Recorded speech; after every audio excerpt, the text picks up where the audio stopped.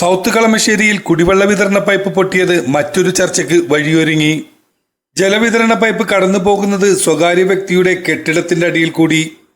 സർക്കാർ ഭൂമി കയ്യേറി സ്വകാര്യ വ്യക്തി കെട്ടിടം നിർമ്മിച്ചു എന്നാണ് നാട്ടുകാർ ആരോപിക്കുന്നത്. കളമശ്ശേരി പോലീസ് സ്റ്റേഷന് സമീപം സ്വകാര്യ സ്ഥാപനത്തിന്റെ മുന്നിൽ 300 mm പൈപ്പാണ് പൊട്ടിയത്. പൈപ്പ് കടന്നു പോകുന്നത് സ്വകാര്യ വ്യക്തിയുടെ ഭൂമിയിൽ കൂടിയാണ്.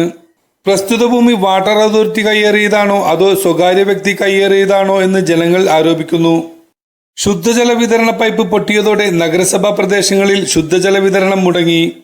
300 mm കാസ്റ്റ് അയൺ പൈപ്പാണ് പൊട്ടിയത്. പത്തടിപ്പാലം, കൂനംതൈ, വട്ടേക്കുന്നം, ചങ്ങുമ്പുഴ നഗർ പ്രദേശങ്ങളിൽ ശുദ്ധജലക്ഷാമം രൂക്ഷമായി. പൈപ്പിന്റെ ചോർച്ച വെള്ളിയാഴ്ച വൈകിട്ടാണ് ശ്രദ്ധയിൽപ്പെട്ടത്. 3 മീറ്ററോളം ആഴത്തിൽ സ്ഥാപിച്ചിട്ടുള്ള പൈപ്പ് പുറത്തെടുത്തത് ഏറെ നേരത്തെ പരിശ്രമത്തിനൊടുവിലാണ്.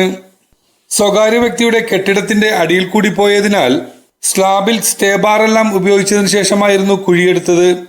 ചോർച്ചയുള്ള പൈപ്പ് കണ്ടെത്താൻ ഏറെ സമയമെടുത്തു. അർദ്ധരാത്രിയോടെ അറ്റകുറ്റപ്പണി പൂർത്തിയാക്കി കുടിവെള്ള വിതരണം പുനഃസ്ഥാപിച്ചു. സർക്കാർ ഭൂമി കയ്യേറിയ സ്വകാര്യ വ്യക്തിക്കെതിരെ നിയമ നടപടി സ്വീകരിക്കണമെന്നും നാട്ടുകാർ ആവശ്യപ്പെട്ടു. ന്യൂസ് 95 കളമശ്ശേരി.